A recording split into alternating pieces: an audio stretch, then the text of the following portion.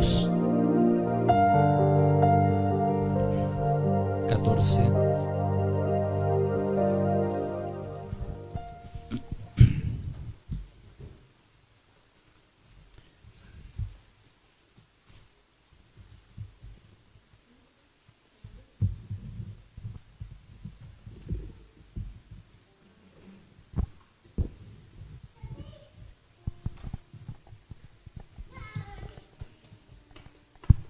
Marcos 14,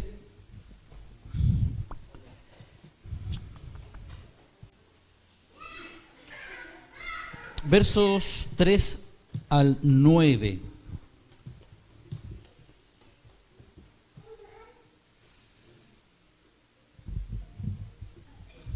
¿Lo encontró?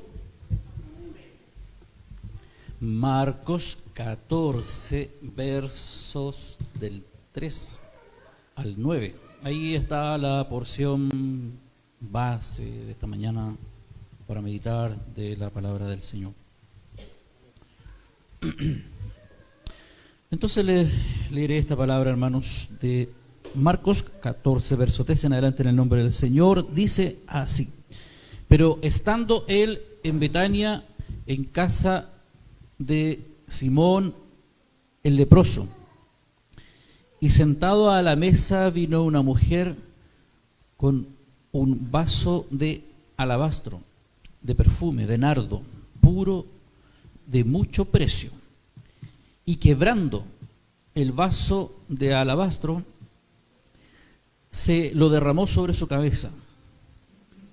Y hubo algunos que se enojaron dentro de sí y dijeron: ¿para qué se ha hecho este desperdicio de perfume? Porque podía haberse vendido por más de 300 denarios y haberse dado a los pobres.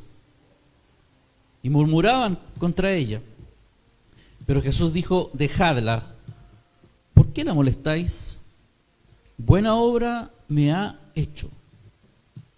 Siempre tendréis a los pobres con vosotros, y cuando queráis les podréis hacer bien, pero a mí no siempre me tendréis. Esta ha hecho lo que podía, porque se ha anticipado a ungir mi cuerpo para la sepultura.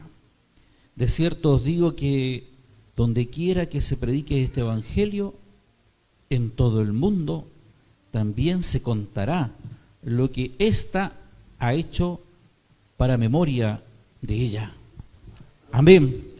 Que Dios bendiga esta porción, hermanos, de la palabra del Señor. Amén. Bien. Avanzaremos. A ver, vamos a ver el cronómetro. Siempre decimos hacer cortito, pero después viene la inspiración.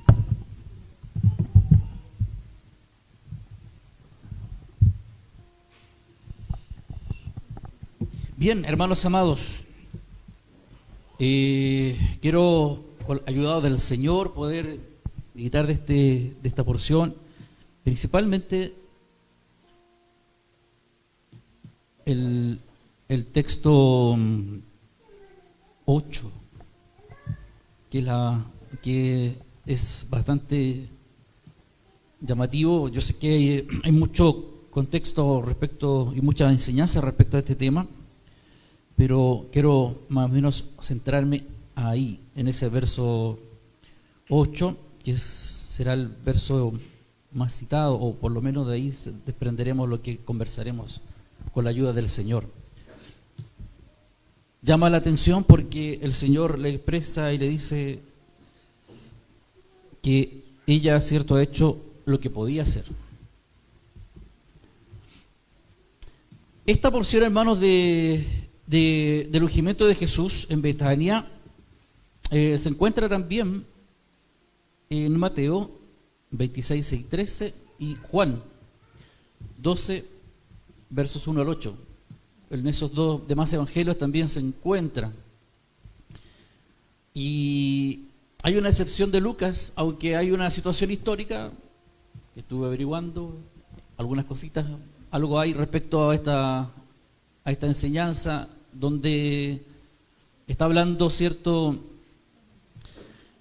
de Betania y de esta mujer. Por el Evangelio de Juan, el capítulo 11, verso 2, sabemos que esta mujer era María. Había muchas Marías en esa época, ¿cierto? Pero esta María, según Juan 11, 2, sería la hermana de Lázaro y Marta, ¿no?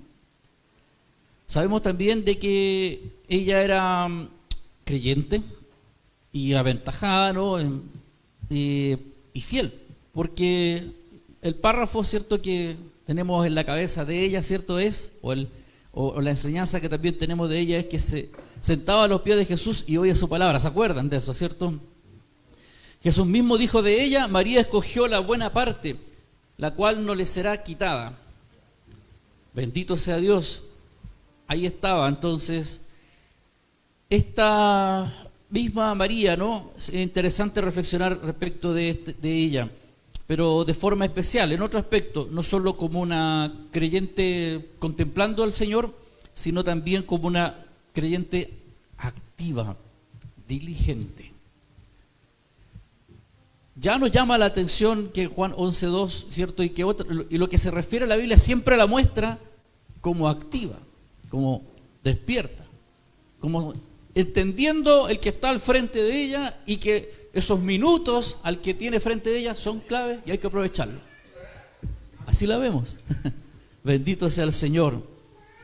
Hay una disputa, hay apología, hay tradiciones romanas, católicas, que dicen que era María Magdalena, ¿cierto?, cuyo párrafo en Lucas 7, 36, 50 habla de que ungió los pies de Jesús. Ahí hay una disputa. ¿Qué María era? Si era María Magdalena, si era María la hermana de Lázaro, o si ambas eran la misma. Hay distintas corrientes de pensamiento, hay tradiciones, como le digo yo, en la iglesia. La más conocida, que es la romana, católica, dice que era una sola. ¿Y por qué no? ¿Por qué no? Uno dice, ¿pero cómo? Lo que pasa es que se tiene cierto prejuicio de que por ser hermana de Lázaro, perdón, y por ser ella tan aventajada o impetuosa cuando estaba el Señor, imposible, si era una mujer santa, inmaculada, porque sabemos que María Magdalena era una mujer, o por lo menos la tradición le muestra de que sería una mujer de la vida, ¿no? Entonces, ¿pero cómo? Incompatible. Bueno, no lo sabemos, no lo dice la palabra del Señor, el pasado de esta mujer, pero me imagino que tiene que haber sido el mismo pasado que el nuestro, pecadores, ¿no? Antes de conocer al Señor, así que da lo mismo si era una mujer de la vida o no. Lo que sí sabemos y lo que nos muestra la palabra del Señor es que cuando el Señor estaba frente a ella, ella estaba así, ¡pum!, muy despierta, aprovechando las cosas de nuestro Dios. Quédese usted con la versión histórica que quiera, ¿no? Si quiere, indague, googlee en San Google, ¿cierto? Y sumérjase en las profundidades históricas de las interpretaciones de los textos a lo largo de la historia de la iglesia, y es bastante interesante. Hay muchos hermanos que creen que ser un creyente es tener ciertos sentimientos, experiencia, olvidando casi siempre que ambos, si bien es cierto que son parte del Evangelio, importantes, pero son, si no, decoración o flores, que el fruto que debe producirse después. El injerto que se hace en una rama es bueno, el influjo de la savia es excelente, pero ¿qué es lo que importa más en un árbol? No es el injerto ni la flor, sino que el fruto. Lo que se trata de alcanzar, así la fe es buena, y también lo son el gozo y la paz. Pero el fruto santo, ¿cierto?, es el fin para el cual hemos sido salvos. Bendito sea el Señor. Dios nos bendiga. Muchos de nosotros, el pasado domingo, quizás y otros días, fuimos como María. Estuvimos sentados un día domingo escuchando la palabra del Señor, ¿cierto?, a los pies del Señor, por la fe. Ahora, hermanos, nuevamente nos acercamos, si el Señor nos permita que esta mañana seamos persuadidos por su Espíritu, por su palabra, de ser algo de estas características que tenía María. Diligentes, haciendo, usted y yo, cuanto podamos por Cristo. Bendito sea el Señor.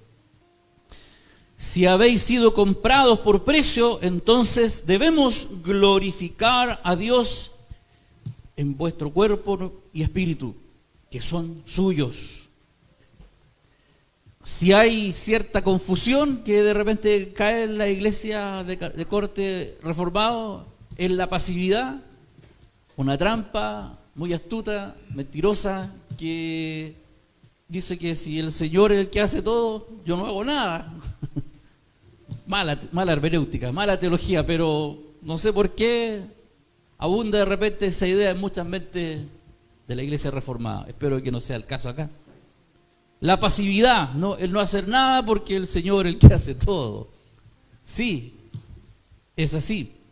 Pero como decíamos, si Él ha hecho obra en nuestras vidas, debe manifestarse el fruto de esa obra. Bendito sea el Señor. Sea la oración, hermanos, de esta iglesia, de usted, de mí, para los unos con los otros, de que tengamos no un activismo de la iglesia, sino algo para Dios. Hagamos lo que podamos hacer para Él. Bendito sea el Señor. El contexto de Marcos 14, 1, 2, lo encontramos, en Marcos 1, 2. El Señor, había todo un complot para aprender a Jesús. Ahí estaba el ambiente, ¿no? Muchos querían darle muerte, pues ya su fama se estaba extendiendo. 2 días después era la Pascua y la fiesta de los panes sin levadura. Y buscaban los principales sacerdotes y los escribas cómo prenderle por engaño y después matarle. Y decían, no, durante la fiesta para que no se haga alboroto del pueblo. Ese era el contexto. Ahí había toda una sombra, una tiniebla detrás operando. Pero paralelamente, en esta visita de Betania, era inmenso lo que estaba pasando. Pues, cuando comenzamos hablando del verso 3, o mirando el verso 3, encontramos que el Señor estaba en casa de Simón el leproso. No creo que haya estado leproso al momento de estar en la casa. Debe haber estado sano, ¿cierto? Debe haber estado sano. Ya había una anécdota importante de que estaban ahí. Simón el leproso. Ahí también hay un tema histórico que se habla si era el leproso de que se menciona antes por aquí, o si era un fariseo leproso. Da lo mismo. Hay una tradición, hay distintas corrientes que hablan de quién podía ser este Simón. El tema es que había una reunión grande, porque estaba también, y lo señalan los otros evangelios, que estaba Lázaro, dice, el que había resucitado. Por eso estaba María, y que derrama cierto el perfume. Estaba el resucitado, estaba el leproso, sanado. Era una reunión de ex muertos, ex enfermos. O sea, la gratitud en esa reunión tiene que haber estado brotando, hermano, de una manera increíble. Y la curiosidad de los que querían matar al Señor merodeaba y carcomía la envidia, sus mentes, sus corazones, porque allí se estaba produciendo una obra bendita en esa casa de Simón el leproso, porque estaba la gente, muchos habrían llegado por la curiosidad de ver al ex leproso y de ver también al resucitado, al que había estado muerto. Tremendo notición. Y que me imagino, así como esas campañas que se publicitan de milagros, ¿no? A veces con demasía, pero y que la gente se agolpa por curiosidad, por último, no porque crean. Y porque en esa casa iba a estar el que había hecho los milagros. el Señor Jesús. Fíjese el contexto. Por un lado, la obra de tinieblas siempre trabajando hasta matarle. Y así será. Siempre habrá una obra de tinieblas queriendo rodearte, queriendo perjudicarte, queriendo hacerte tropezar, queriendo lastimarnos. Pero el Señor es con nosotros. Bendito sea el Señor. Que Dios nos bendiga, estimados hermanos.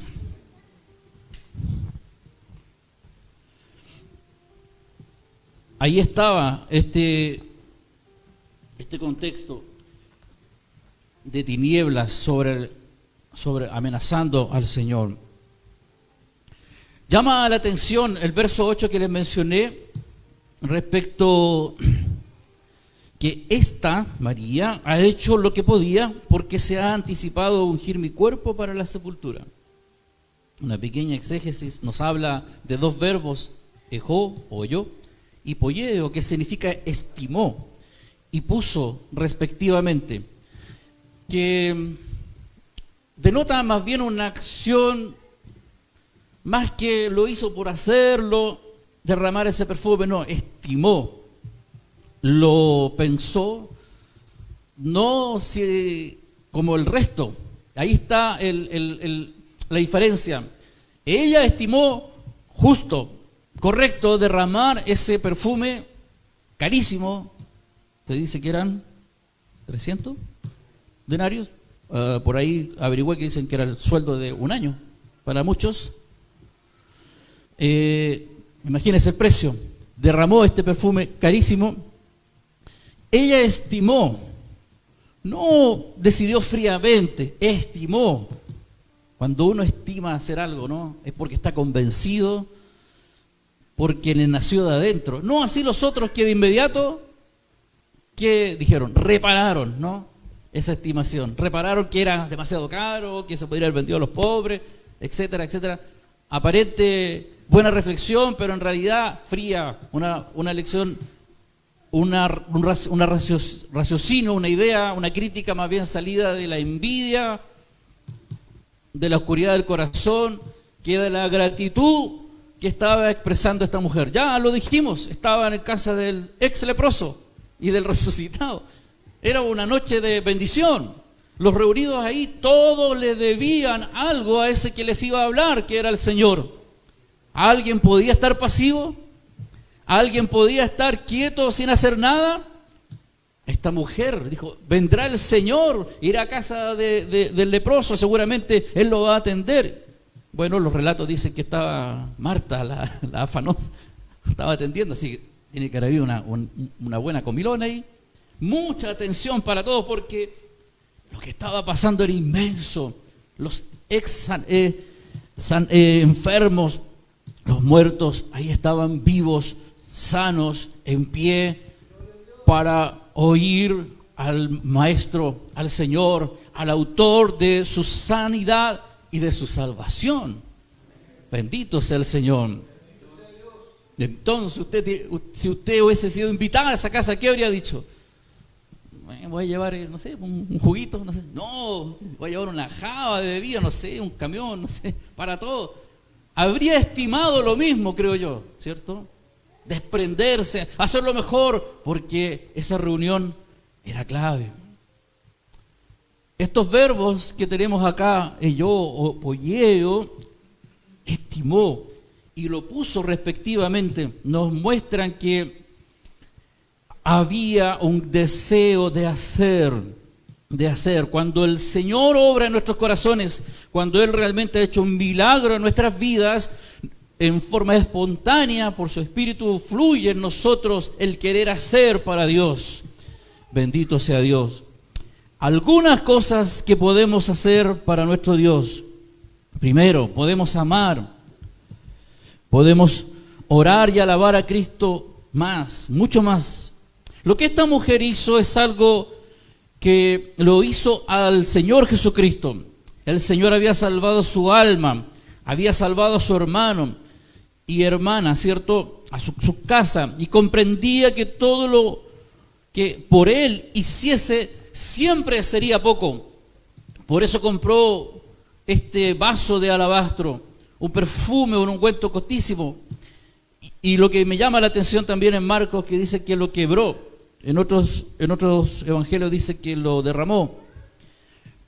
Y lo quebró el envase y lo derramó.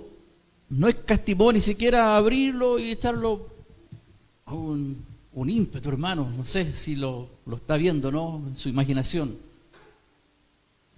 Bendito sea el Señor. Estuve viendo ahí la figura de cómo eran los alabastros. Son delgaditos y tenían un relieve donde supuestamente se podía quebrar. ¡Pah! Lo quebró y ¡pum! Se lo echó encima al Señor. Casi lo bautizó. No fue, a ver, espérate, un algodoncito. ¡Pah! Se lo tiró encima. Que todo el aroma y se impregnara en el Maestro. Bendito sea el Señor. Podemos estar ciertos, hermanos, que amaba a los que, y también ella amaba a los que seguían a Cristo, lo que hacían sus discípulos y amigos, siendo también ella muy amable y diligente para ellos, pero amaba más a Cristo sobre su bendita cabeza, que no mucho después, cierto, sería coronada de espinas. Ella derramó entonces este ungüento. Esto era lo que ella podía hacer, como dice el verso 8, y lo dice el Señor. O mejor, lo que ella comprendía que debía hacer en ese momento. Si Cristo nos ha salvado, nosotros, hermanos, usted y yo debemos derramar sobre Él nuestros mejores sentimientos, nuestro afecto, nuestro cariño profundo. Buena cosa es amarnos entre nosotros, los discípulos, los ministros, amar a los pobres de Cristo, a los redimidos que difícilmente pueden sustentarse, pero es mucho mejor amarle a Él, por encima de todas las cosas. Ahora no está a nuestro alcance su bendita cabeza, no está sentado físicamente entre nosotros, como para hacer quizá el mismo gesto, ni como para ungirle sus pies. Pero podemos, hermanos, nosotros esta mañana postrarnos por la fe ante sus pies y derramar a Él nuestro amor, gratitud, adoración y todos nuestros sentidos, aún aquello de tristeza que trae esta mañana. Bendito sea el Señor. En aquella ocasión no fue el ungüento en lo que se fijó el Señor Jesús, los otros sí, los críticos sí. ¿Qué interés podía tener el Rey de Gloria, hermano, en un ungüento?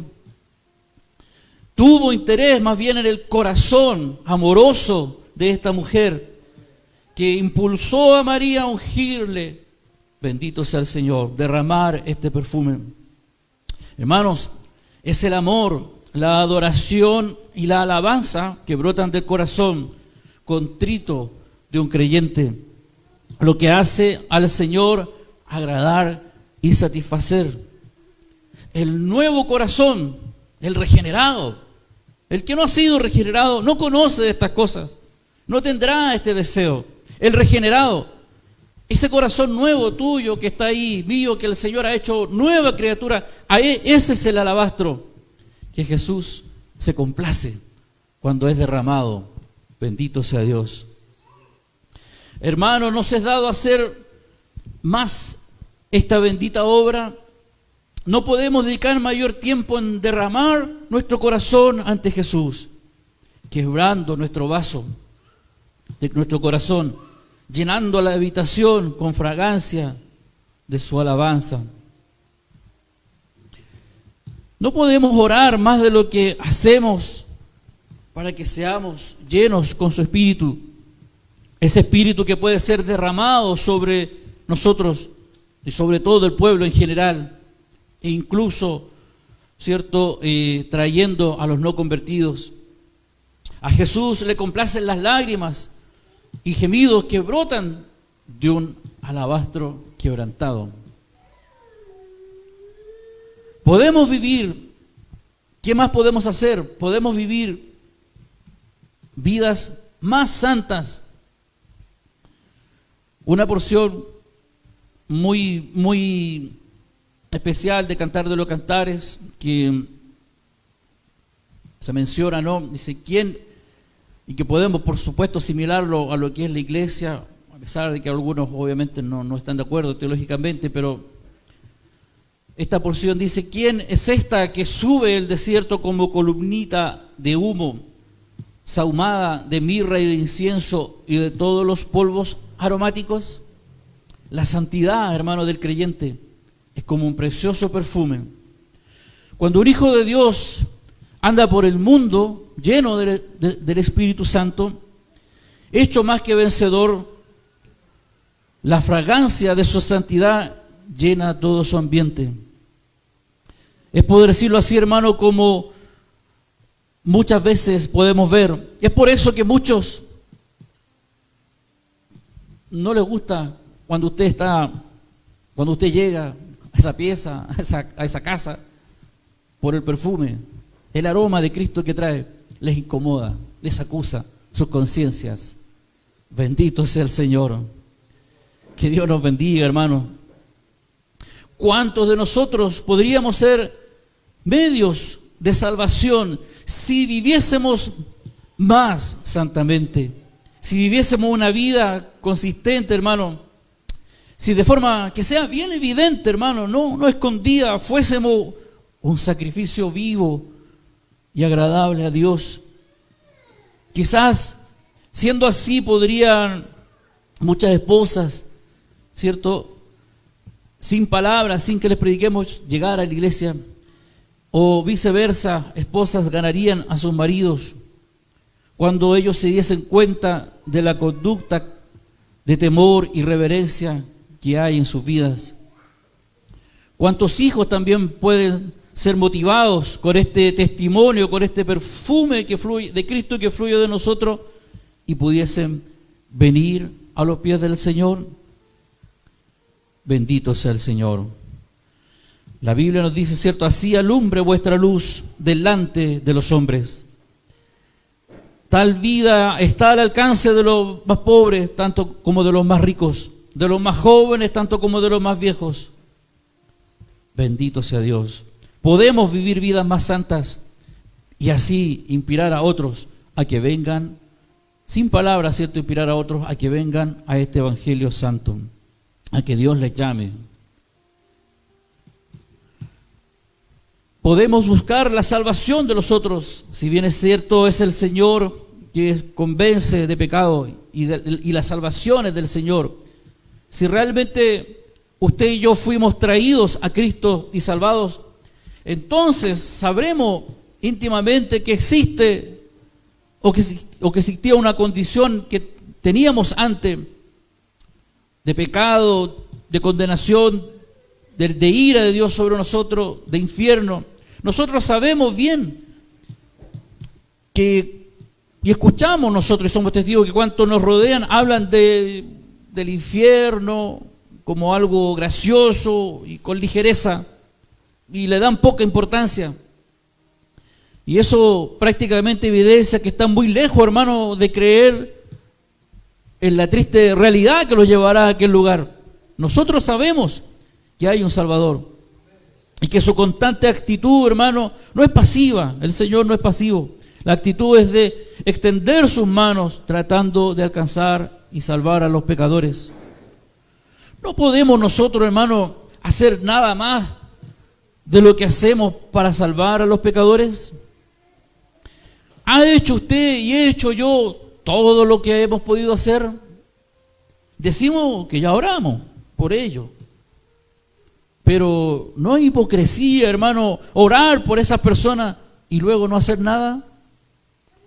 No nos atemoriza pensar que nuestras oraciones, si no van acompañadas de disposición para echar a la labor del Señor, no hacen sino provocar a Dios. Oramos para que Dios nos dé la gracia, oramos para que Dios nos dé tiempo, pero después no queremos trabajar para Él. Oramos para que nos den la oportunidad, oramos para que se abra una puerta, una ventana, pero luego no queremos movernos. Demasiado cómodo estamos.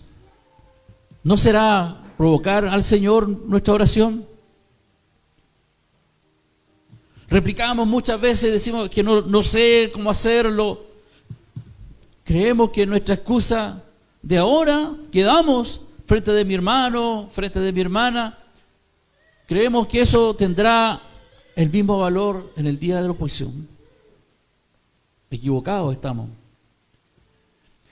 ¿Acaso, hermano, requiere mucha ciencia para decirle a los pecadores que están en un camino de condenación? Si una casa estuviese ardiendo, haría mucha falta, mucha sabiduría despertar a la gente que está durmiendo en esa casa porque se está quemando y sacarlos. Bendito sea el Señor. No, es solo actuar, es solo ir y sacarlos de ese infierno, de ese fuego. Quizá, hermano, lo que nos sucede a usted y a mí es que no sentimos su condenación. Estamos tan cómodos con nuestra salvación que no sentimos la condenación de los demás. Empecemos por nuestro hogar. ¿Podemos hacer, hermano, algo más para alcanzar la salvación de los nuestros? Si son hijos, primos o demás familiares, hicimos todo lo que pudimos en pro de su salvación.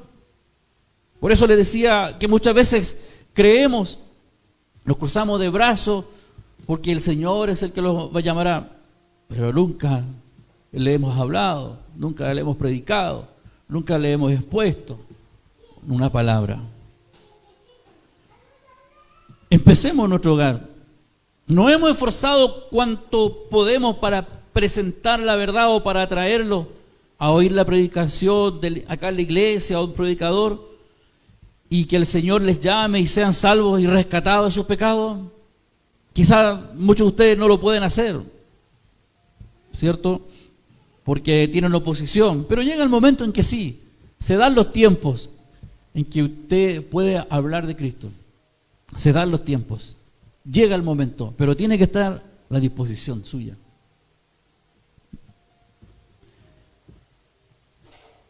Hemos utilizado otro tipo de instrumentos como tratados, folletos, qué sé yo, para, si ya que no podemos hablar, para entregarle a las personas.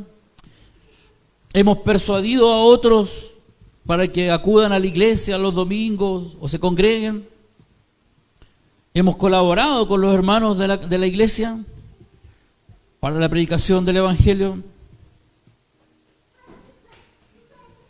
Hemos hecho, hermano, lo posible en favor de este mundo, ya que el mundo, hermano, es el campo espiritual donde nosotros trabajamos. Jesús dice, esta ha hecho lo que podía. Bendito sea el Señor. ¿Qué es lo que hemos hecho nosotros en la iglesia con la salvación que se nos ha entregado? Acordados también de los pobres de Cristo. Podemos también cuidar de los más necesitados que no son convertidos, y está de moda hacerlo, ser filántropos e ir en pos de aquellos que necesitan. Pero ¿qué pasa con los que tienen necesidad en la iglesia? ¿Estamos atentos con eso? Porque son nuestros hermanos, son nuestras hermanas.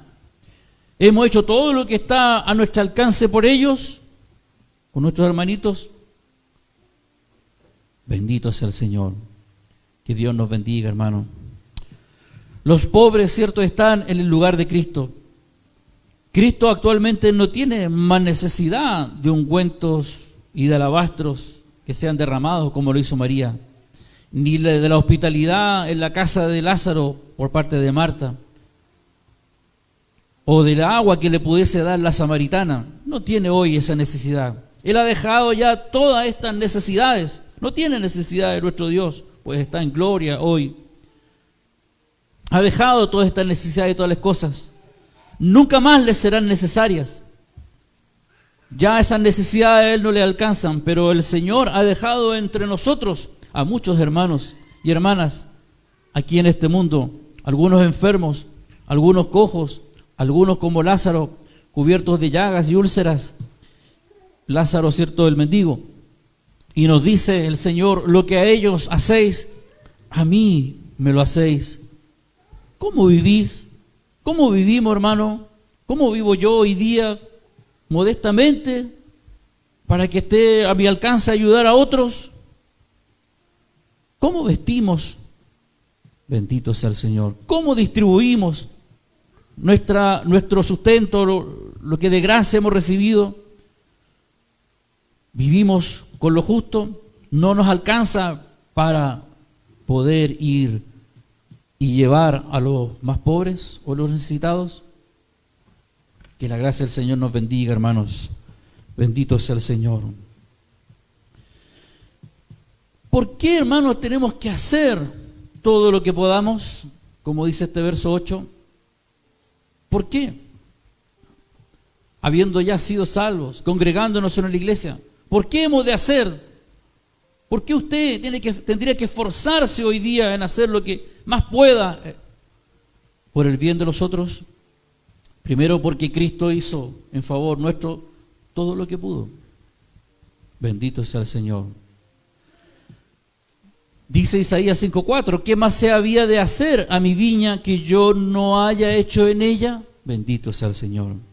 Él consideró que nada de lo que hiciese sería demasiado o le significaría demasiado sufrimiento para salvarlo. Él no dijo, yo voy a sufrir mucho, más encima este me va a ser infiel. No estimó aquellas cosas, sino que más bien dio su vida, sufrió, como lo dice claramente Isaías 53, ¿no? El siervo sufriente. Siendo aún pecadores, Cristo murió por nosotros. Nadie tiene mayor amor que este.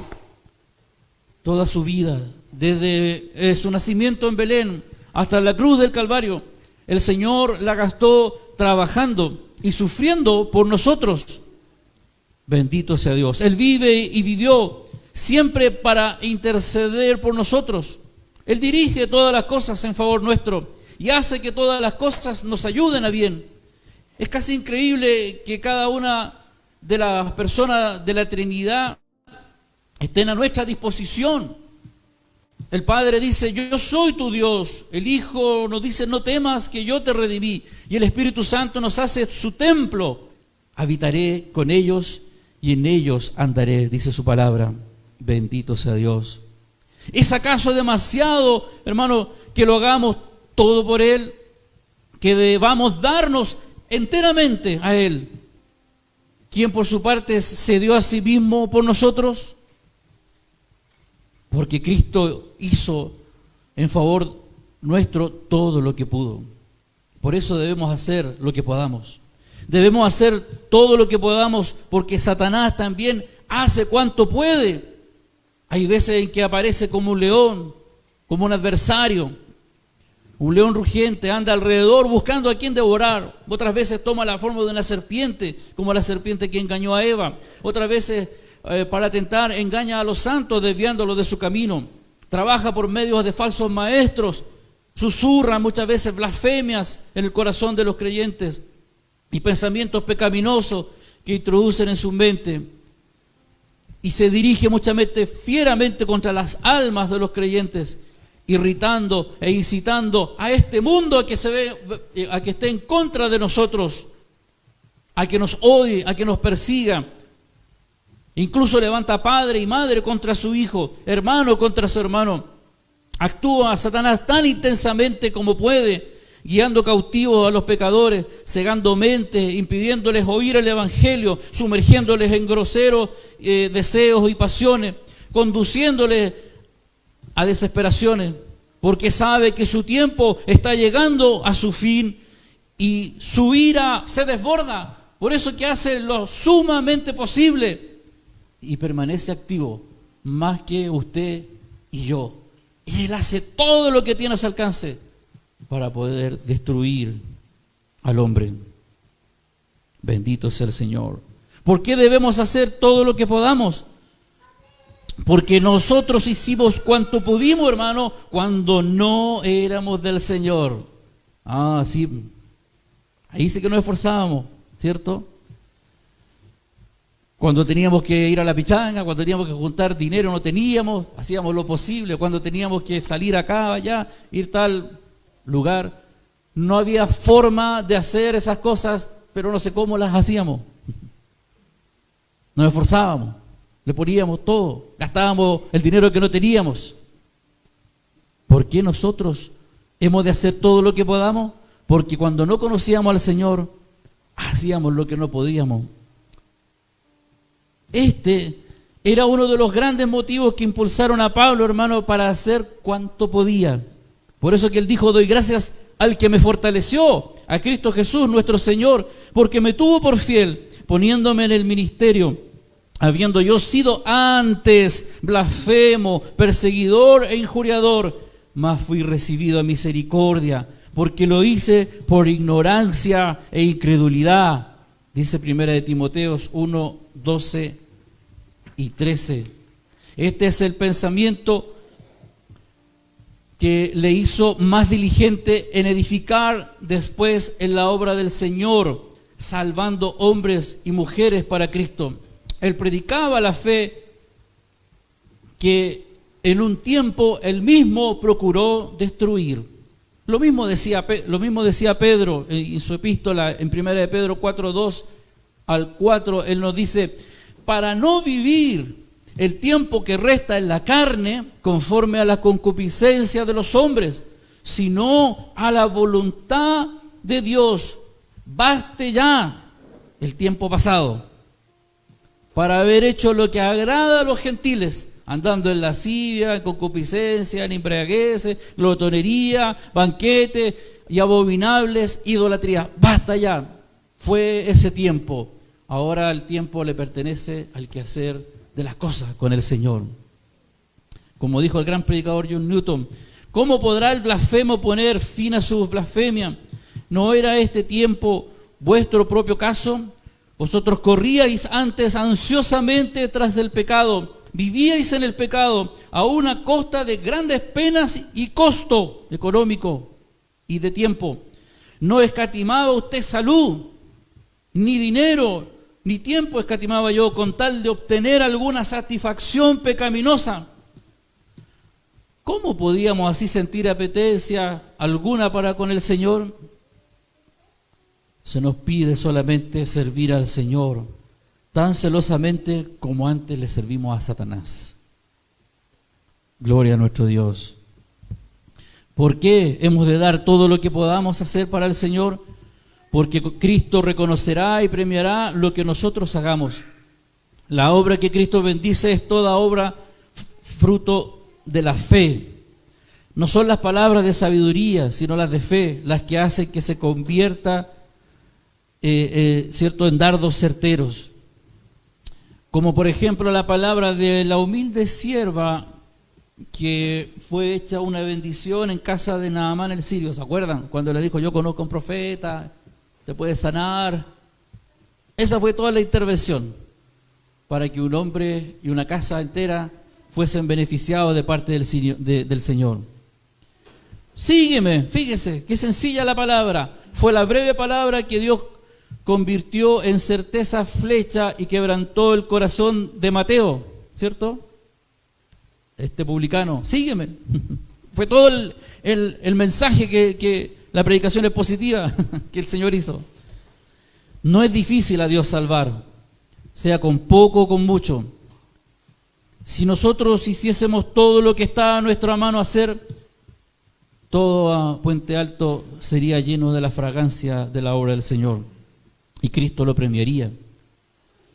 Defendió el Señor la obra de amor que hizo María y dijo que sería pregonada en todo el mundo, y aún se hablará de ella en los días posteriores. Ni un vaso de agua fría quedará sin su recompensa, hermanos amados. Bendito sea el Señor. ¿Por qué hemos de hacer todo lo que está a nuestro alcance si no hacemos todo lo que podamos? ¿Cómo podemos tener para nosotros mismos evidencia que realmente somos cristianos? El mundo está lleno de filántropos, de hombres amadores de la naturaleza, de los animales, de otras personas, y hacen grandes obras. ¿Cómo nosotros, usted, cómo yo voy a evidenciar que soy un cristiano? La Biblia dice en Santiago capítulo 1 verso 27: la religión pura y sin mácula delante de Dios el Padre es esta: visitar a los huérfanos y a las viudas en sus tribulaciones y guardarse sin mancha del mundo. Estamos muchas veces, hermanos, completamente equivocados si creemos que ser cristiano significa tener ciertas convicciones, momentos y delicias espirituales. Todo ello está bien, pero si no se lleva una vida piedosa y misericordiosa, mucho me temo, hermano, que lo que hacemos es solo una simple ilusión. Porque si alguno está en Cristo, como dice su palabra, nueva criatura es. Finalizando, hermano, cuando ustedes y yo nos propongamos en Cristo Jesús, porque esto no es por fuerza nuestra, indudablemente tiene que ser ayudado del poder y de la gracia del Señor. ¿Qué pasará? El mundo se mofará de usted. Así como se burlaron de María y tildaron su reacción de despilfarro y extravagancia, pero Cristo la consideró una buena obra. Del mismo modo, cuando usted procure esforzarse por Cristo, en el mundo se reirán de usted, pero usted obtendrá la risa de Cristo. Bendito sea Dios. Cuando veían el celo de Cristo, se mofaban de él, decían que estaba loco y que tenía demonio. También Pablo tuvo que sufrir la mofa cuando se le dijo que estaba loco. Lo mismo ha de acontecer con los creyentes vivos, con la iglesia de Cristo. Gocémonos cuando seamos hechos participantes de los sufrimientos de Cristo. Cuando usted y yo resolvamos hacer todo lo que podamos, ayudados del Señor para su obra y para su evangelio, surgirán algunas expresiones. ¿Qué puedo hacer yo?, dirá usted. Yo soy aquí, yo soy acá, yo soy una mujer. María era una mujer, e hizo lo que podía, lo dijo el mismo Señor. María Magdalena era una mujer, y ella fue la primera que llegó al sepulcro. Ojo con eso, requisito para ser apóstol. Requisito para ser apóstol era haber presenciado la resurrección. Y fue una mujer, la primera. Sin embargo, ayudó a muchos, ya un mismo Pablo, ¿no? Dorcas, una mujer. Fue una mujer y sin embargo confeccionó numerosos vestidos para los pobres de Jope. Yo soy un niño, dirá alguien. ¿Qué es lo que dice la Escritura? De la boca de los niños y de los que maman perfeccionaste la alabanza. Dios utiliza a menudo a los niños, incluso para la conversión de sus padres. Y finalmente, hermano, podemos decir es que yo tengo muy poca virtud para obrar, para hacer el bien. El que riega a otros, a sí mismo se riega. Y el alma, cierto, libre será engordada. Oremos, hermano, al Señor para que en Cristo habite toda plenitud. Y hayan en nuestra iglesia, hayan en nuestras vidas recursos en el Espíritu que nos enseñen a orar. Haya en nosotros abundante gracia para matar nuestros pecados y vivificar nuestra virtud y usar toda oportunidad que tengamos de hablar a otros acerca de Dios. Si damos mucho para los pobres de Dios, nunca padeceremos necesidad, pues poderoso es Dios para hacer que abunde en nosotros toda gracia, a fin de que teniendo siempre en todas las cosas todo lo que basta, abundéis para toda buena obra. Ella ha hecho lo que pudo hacer. ¿Qué es lo que puede hacer usted? Oremos al Señor. Padre, gracias te damos esta mañana, Señor, por esta tu palabra, por este consejo, Señor bendito, que tú nos das. Este relato, Señor, tan especial, este contexto tan maravilloso, ya me imagino esa reunión en esa casa, todos desbordando gratitud, alegría. Señor, ya me imagino cuán expectantes estaban esperándote. Ya viene el maestro. Quizás habría alguien en la puerta esperando que tú llegaras. Mientras tanto, otros preparando la mesa, comida. Quizás estaba ahí Marta, afanada, como lo estuvo en alguna vez también en su propia casa. ¿Cómo habrá estado Simón, el ex leproso, expectante porque el maestro acudió a su invitación? ¿Cómo habrá estado Lázaro, que no era cosa más que él saliera a las calles para que muchos le preguntaran: ¿es verdad que fue el Jesucristo, que fue el maestro que te resucitó? ¿Cómo lo mirarían en las calles? ¿Cómo mirarían su cara, su rostro? ¿Cuántos se le acercarían, lo toparían, palparían su cuerpo? Porque todos le vieron que estuvo en el sepulcro, pero había resucitado. Una gran reunión. Tú los convocaste. Aquí estamos nosotros, Señor. Tú nos has convocado. Esta iglesia está llena de muertos, de ex muertos, de ex leprosos, de ex enfermos. Tú hiciste un milagro en nuestras vidas. Estábamos enfermos, Señor, en nuestros delitos y pecados.